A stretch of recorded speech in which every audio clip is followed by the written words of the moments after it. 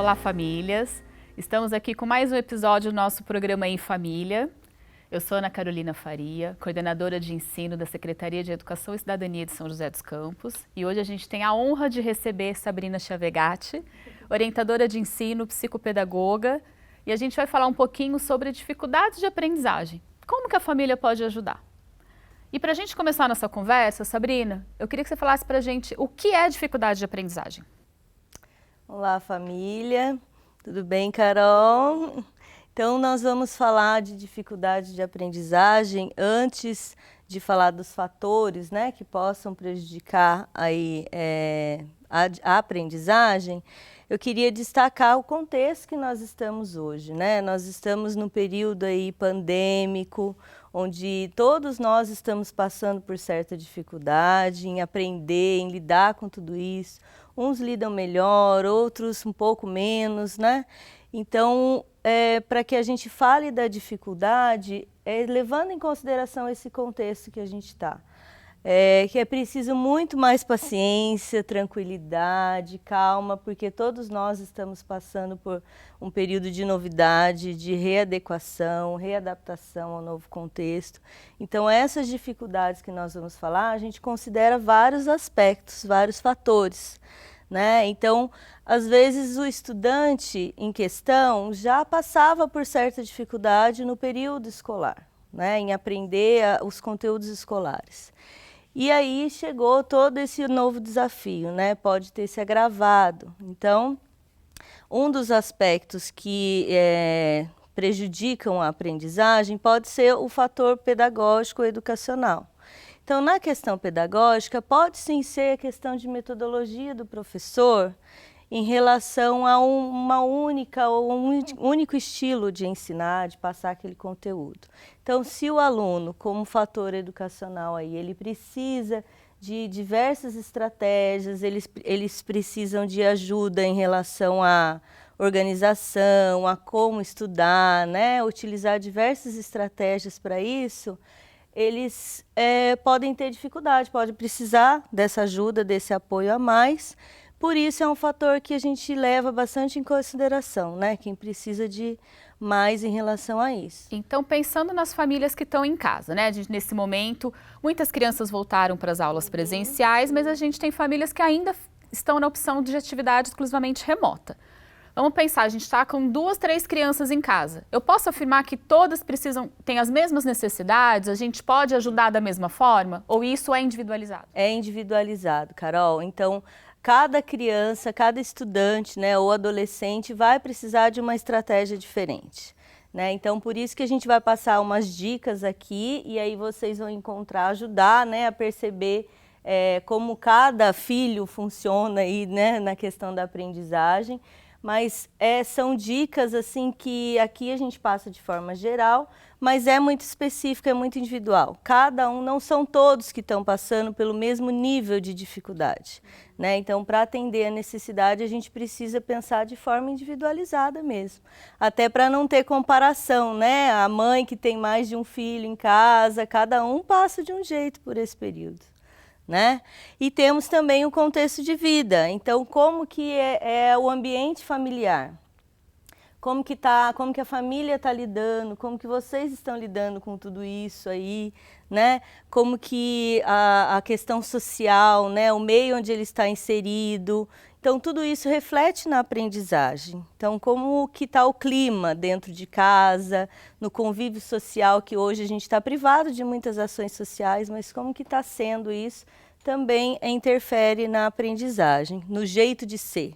A gente pode afirmar que a criança que nesse momento está com contato exclusivo só com os membros da família, ela pode, de repente, apresentar uma certa dificuldade de aprendizagem? Ela pode, vai depender desse contato também com a família, né? Porque, querendo ou não, é o único social que ela está tendo, que é aquele grupo restrito da família. Ou alguns familiares mais próximos, avós, algum tio, alguma madrinha, alguma coisa assim. Então, isso também contribui, se tiver um clima mais agradável, mais cooperativo, todo mundo se ajudando, né? A hora que um tiver mais impaciente, o outro ajudar, acalmar. Então, isso tudo vai favorecendo, então vai minimizando o impacto em relação à aprendizagem. E temos também o desenvolvimento do próprio estudante. O que seria esse desenvolvimento do próprio estudante? Seria o fator interno, né? Como é o funcionamento dele, o funcionamento do cérebro dele, como que ele aprende, né? Então, pode sim a criança receber, aí precisar de alguma intervenção mais específica e perceber e ser diagnosticada com algum transtorno de aprendizagem. Você explica para a gente um pouquinho o que é esse transtorno de aprendizagem, né? Ele é diferente da dificuldade? Todo mundo que tem dificuldade tem transtorno? Como que funciona? Então ele é diferente da dificuldade. A dificuldade, só quando a gente fala que o estudante tem dificuldade de aprendizagem, são os outros fatores, né, que estão contribuindo. Pode ser momentâneo, né? Às vezes, dependendo daquele fator momentâneo, é trabalhado e aí melhora. Ou, se for um transtorno de aprendizagem, que vou passar aqui para a gente falar um pouquinho sobre isso, se for um transtorno, ele vai levar isso para a vida, né? É uma condição interna, né, que ao ser trabalhada, conforme, né, as orientações de especialistas, ele vai aprendendo a lidar com isso e consegue fazer tudo, né? Trabalhar, estudar e fazer tudo o que quiser, né? Mas na hora da gente diagnosticar, né, na hora de perceber aí que pode ser algum transtorno de aprendizagem, é quando ele vai apresentar alguns sintomas. Então, o que é o transtorno? É uma disfunção neurológica. O cérebro funciona de um outro jeito, tem um outro ritmo, né? Que pode ser mais acelerado, pode ser mais lento, mas a aprendizagem acontece por outros caminhos, de outras formas. Então, compromete, né? A gente sabe que num contexto escolar, numa sala de aula, ou numa família com vários membros, aí cada um aprende de um jeito. Então, quem tem transtorno, ele vai ter o jeito dele específico, né? Vai precisar de mais recursos e mais apoios. Então, para quem está aí em casa e tiver em dúvida, será que, né, possa ser alguma coisa desse tipo? Vai perceber alguns sintomas, alguns comportamentos nas crianças ou adolescentes que possam precisar de uma investigação a mais, que são os problemas com a atenção, tá com dificuldade de se concentrar, de manter o foco, né, de terminar uma tarefa que exige um tempo de concentração, se está tendo muita ansiedade, né? Acelera aí para fazer as coisas, ou tem alguns sintomas específicos de ansiedade que possam travar na hora de realizar alguma tarefa. Lembrando que a gente está nesse contexto que muita gente está nisso, né? É uma coisa assim a mais, é uma coisa que é mais intenso, vamos dizer assim. A questão da agitação, né? Então, se tem uma agitação assim que impede de realizar, concluir tarefas, mesmo tarefas curtas, pequenas, simples, né? O processamento da informação, às vezes você dá uma informação e a criança, ou adolescente, ou até adulto, né? Que também pode acontecer, ele tem uma dificuldade em processar, ou o que era para eu fazer mesmo, tem que repetir várias vezes. Então, são sintomas assim que, não que todo mundo que tem, né, vai ter algum transtorno, mas são alertas para poder levar para uma investigação especializada. A decodificação, então, se está em processo aí de alfabetização, está difícil de alfabetizar, está difícil de fazer as atividades em casa, a gente vai falar mais sobre isso. Mas ele tem aquela dificuldade de relacionar o símbolo gráfico, né, a letrinha ou o número, ao que ela representa, né, e está ensinando, e a mãe está ajudando, e tem o professor na escola mandando intervenção, ou se está indo na escola, né, fazendo intervenção e está difícil, então são alertas que possam ir surgindo. E tem vários outros assim, né? Então eu gosto de ressaltar a questão do período que a gente está vivendo. A gente está num período que todo mundo está apresentando muitas questões, né? É difícil lidar com ficar em casa, ficar isolado, ir menos para a escola, né? Muitas crianças voltaram, mas eles estão indo menos. Tem a questão do isolamento, que tem um impacto muito grande na gente, né? Enquanto seres humanos. Então, precisa pensar na questão do extremo, dos casos extremos, né? Deixa eu te fazer uma pergunta. Se a gente em casa percebe que o filho apresentou algum desses sintomas de uma forma intensa, como você falou, né? Nesse período pandêmico, a gente percebe que as crianças apresentam uma agitação maior, uma ansiedade maior e a atenção um pouco comprometida. Mas quando me chama a atenção enquanto família, eu preciso procurar algum especialista? Como que esse diagnóstico acontece? Ou a gente simplesmente já percebeu um sintoma desse, eu posso dizer que meu filho tem um transtorno? Não, não é tão simples assim, né, Carol? Então, muito boa essa sua pergunta.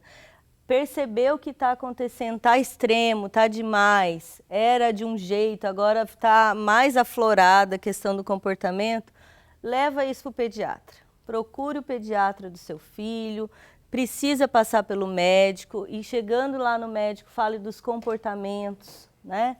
Que ele está apresentando, o que piorou, o que melhorou, o que está acontecendo, explica certinho para o pediatra, ele vai analisar, né, se é caso de encaminhar para algum especialista, para com outro médico especializado que vai fazer a investigação para ver se é um caso de transtorno. Não é a família que vai diagnosticar, não é a escola, né? Então precisa sim passar pelo médico. E aí, a gente está com uma criança com uma dificuldade de aprendizagem, ainda não foi diagnosticado o transtorno. Tem como ajudar? Opa, tem aqui, a gente trouxe algumas dicas, né, para você que está em casa, o que eu faço, né? O que eu posso ajudar e contribuir com esses meus filhos, meu filho ou meus filhos que estão aí em casa, né? Fazendo atividade em casa e na escola, né? Hora na escola, hora em casa. Mesmo para quem está indo presencial, tem os momentos de fazer atividade em casa. Então, como que está sendo isso? Ele está apresentando dificuldade, né? Primeira dica, mantenha contato com a escola. Então, qualquer dúvida, qualquer necessidade, qualquer coisa que percebeu no filho de dificuldade, mantenha esse contato, tem os gestores lá para atender a família sempre que precisar, os professores, às vezes é uma dúvida pontual em relação à proposta que ele tem que fazer, o próprio professor consegue ajudar. Se é um caso muito extremo de dificuldade de aprendizagem, provavelmente ele está sendo atendido pelo psicopedagogo da escola. Então, pode procurar esse profissional que vai verificar o que está acontecendo, qual ajuda que mais atende à necessidade da criança naquele momento. Então, a primeira dica aí, sempre manter contato com a escola. Outra dica importante é que a família é o papel da família, né? Às vezes a família pensa, eu tenho que ensinar. Não tem que ensinar, quem está fazendo isso é o professor, com todas as dificuldades que tem, né? Que é um período diferente, mas eles que são responsáveis pelo ensino, pela aprendizagem. Mas a família pode ajudando nessa rotina, né? Como construir essa rotina de estudos em casa? Então, pode ter ali, planejar a rotina da semana, o dia que ele vai presencial na escola, o dia que ele vai fazer uma outra atividade em casa, né? Quando for fazer atividade em casa, organizar os materiais escolares, quais são o ambiente que ele vai fazer essa tarefa, quais os materiais que ele vai precisar. Isso se a criança tiver muita dificuldade e não tiver autonomia para se organizar sozinho. Então, como nós estamos falando de dificuldade de aprendizagem, a gente identifica que muitos precisam dessa ajuda, até que ele aprenda a fazer isso sozinho, né? A gente percebe na escola, Sabrina, que algumas crianças têm a dificuldade desse planejamento a longo prazo, vamos dizer assim. A semana para ele fica um período muito extenso para ele se organizar. Nesse caso, como que a gente faz? A gente continua fazendo o planejamento semanal em casa ou eu posso ter uma outra estratégia mais pontual e que ele consiga focar melhor? Para esses casos, Carol, a gente indica a lista de atividades do dia. porque às vezes é muita coisa para pensar e pode também causar mais ansiedade. Nossa, eu tenho muita coisa para fazer nessa semana. Então, quando é um caso desse, pode usar a lista do dia. Então, uma listinha, como a gente colocou ali, né, faz um embaixo do outro, né, escreve o que precisa fazer, se é a tarefa, pode colocar a rotina de casa, se ele tem algum dever na casa para ele organizar a casa, organizar o quarto dele, né? Pode colocar nessa lista também, intercalando com os deveres da escola. Então, ajuda, facilita muito no caso da criança que precisa. Ah, mas meu filho ainda não sabe ler, eu vou escrever? Então, você pode usar figuras, né? A escola vai te ajudar em relação a isso. Pode usar figuras que representam as tarefas que ele tem que fazer no dia, né? Para quem não é alfabetizado ainda. Outra dica também importante para a família é perceber se o filho está tendo alguma dificuldade a mais, né? Então, como a gente falou lá no comecinho, todo mundo está passando por certa dificuldade em se adaptar, em se organizar diante dos desafios, né? Mas é importante vocês, pais, estarem atentos, né? Quem está ficando com as crianças ou os adolescentes, os avós, né? Alguém que estiver próximo ali e que está acompanhando essa rotina em casa, perceber, né? Se eles estão resistentes a fazer alguma atividade da escola, se está sendo muito difícil, que chora, né? Você vê que está sofrido mesmo fazer aquilo e às vezes a família acha que pode ser uma birra, pode ser preguiça, né? Mas vamos ficar atentos, são comportamentos e sintomas que a gente precisa ficar atento e pedir ajuda da escola, né? Se for o caso. Mas é importante, assim, olhar para isso, olhar para esse comportamento, perceber, né? Se está difícil naquele momento, pausa um pouquinho, depois retoma, conversa com a criança, ouve o que ele tem a dizer sobre esse momento difícil, porque a aprendizagem não vai acontecer desse jeito, né? Se a criança está chorando em cima da atividade, se não está entendendo, se está falando que está difícil, vai até a escola, conversa com a escola, fala sobre esse comportamento, né? Não bater, não xingar, não é por aí o caminho, né? Então, percebeu, leva para a escola o que está acontecendo, a escola vai procurar ajudar, se aquela proposta precisa de algum ajuste, né? Se precisa de algum recurso para ajudar a realizar, ou de compreender essa rotina, às vezes o momento em que ele faz a atividade já é o momento que ele está cansado, né? Então, a escola vai ajudar a organizar isso. Outra dica importante também é reforçar os comportamentos positivos. Então, se ele está apresentando algum comportamento que não é tão bom, né, está se recusando a fazer, não está sendo legal em relação a alguma exigência ali, né, que precisa ser feita, aí, de repente, ele passa a fazer. De repente, ele tem um comportamento ali que é aceitável, que é esperado, então reforça isso, né? Dá o elogio, reforça o quanto isso é importante, o quanto ele fez bem, isso vai ajudando, vai melhorando a autoestima, né? Ele vai se sentindo mais capaz em fazer qualquer coisa. Então, talvez alguma coisa que foi pedido para ele fazer que ele ainda não fez, com reforço positivo, quem sabe, né? Ele dá conta. Na hora da gente fazer esse reforço também, né, reconhecer o esforço, você acha importante a gente tirar um pouco o foco do que ele não está conseguindo? Porque a gente tem a tendência de sempre focar no que, não só as crianças e adolescentes, né, inclusive com os adultos, do que não deu conta, do que ele não conseguiu realizar, sempre nas frustrações de certa forma, né? Então, assim, você acha que isso é para a vida? É uma dica para a vida? A gente sempre focar no que o outro é capaz, reforçar o que ele tem ali de positivo e que ele deu conta? Sim, é uma dica que não é só para criança ou adolescente com dificuldade de aprendizagem. Para nós adultos, né, nós também funcionamos assim com elogios, com reforço positivo de comportamentos positivos.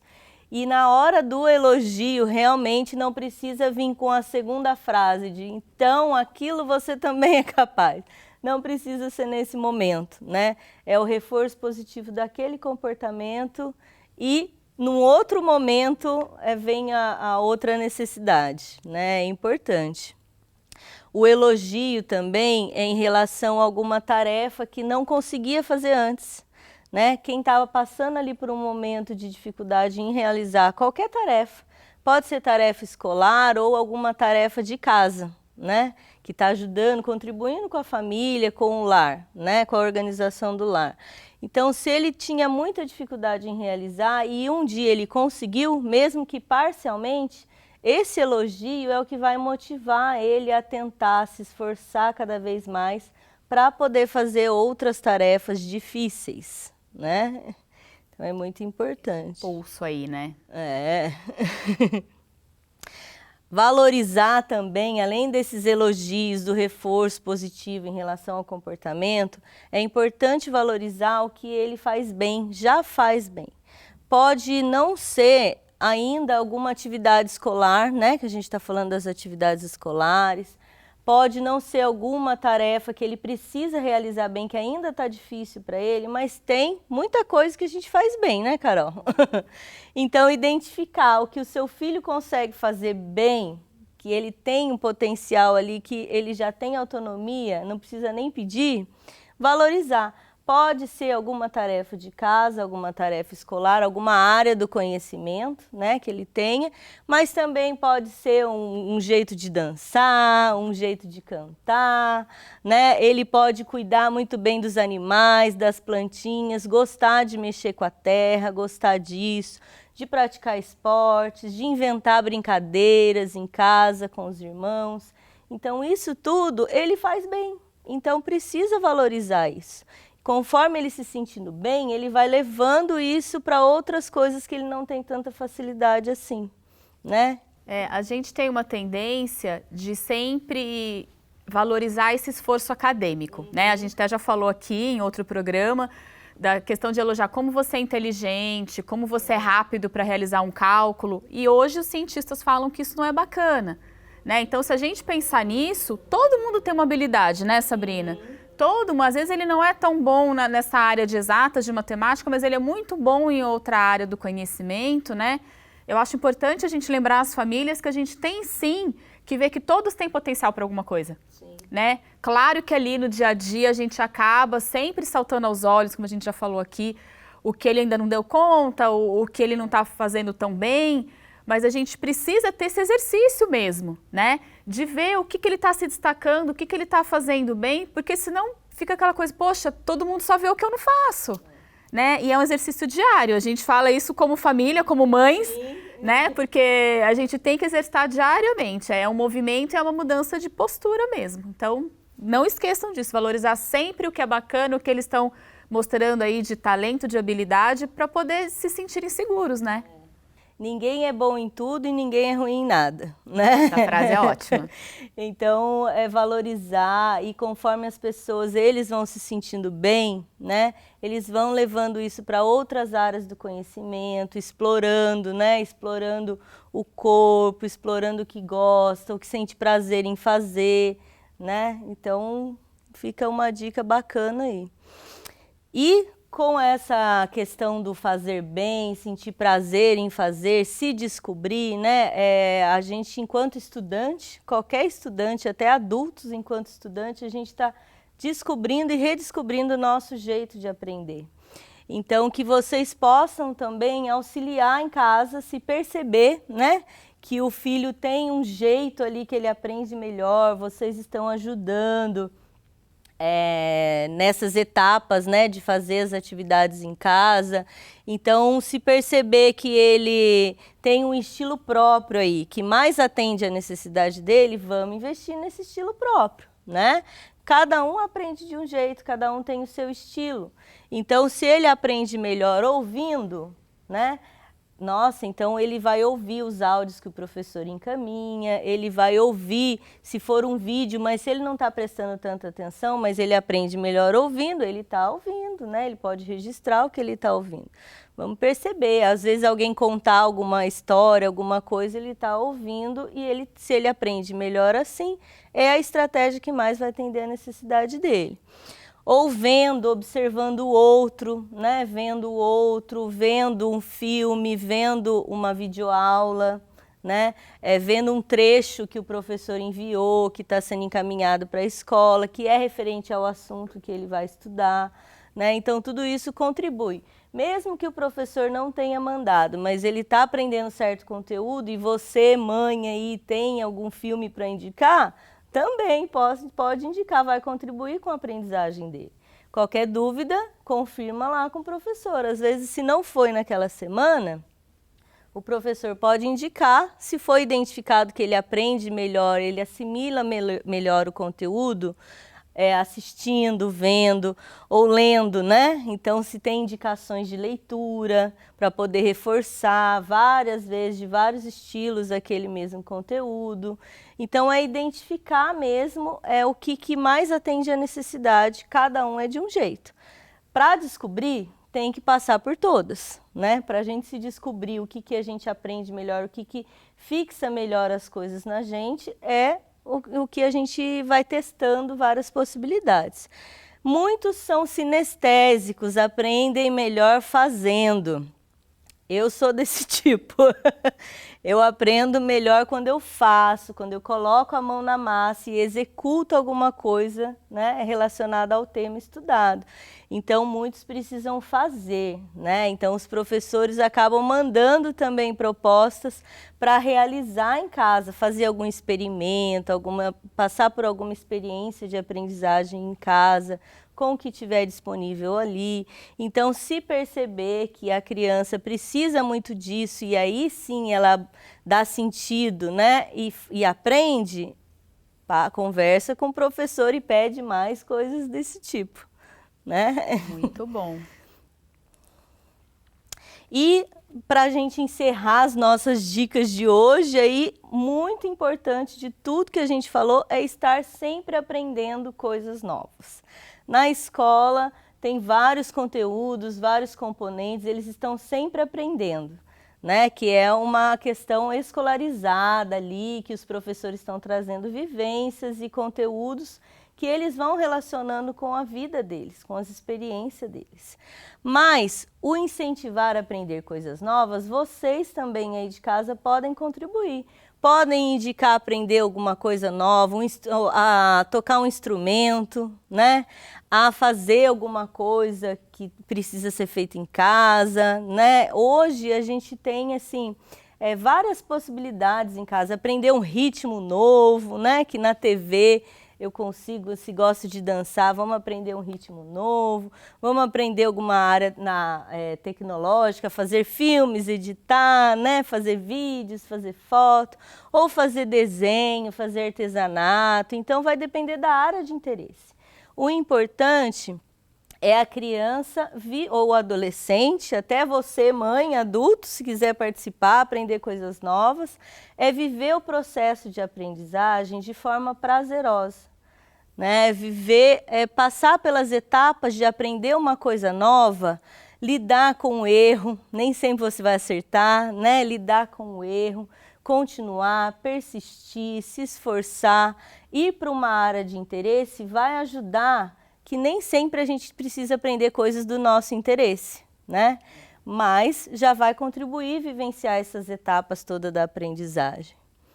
E aí fica as dicas aí para ajudar você que está em casa, né, nesse processo aí, se identificar que a criança ou adolescente está com certa dificuldade. Tem essas dicas, encaminha para quem não assistiu, para quem possa estar vivenciando isso em casa, né? Quem sabe ajuda, que vocês se ajudem em relação a isso e contem com a parceria da escola também, né, Carol? Gente, queria agradecer a presença da Sabrina, eu acho que foi riquíssimo, né, esse encontro da gente hoje. Tem aí muita dica para a gente explorar em casa. Se ficou alguma dúvida ou sugestão, tem o QR Code aí no final da tela. Manda para a gente que a gente retoma aqui para vocês. Obrigada pela presença de vocês e a participação. Até o próximo programa. Tchau, tchau. Obrigada. Obrigada, Sabrina.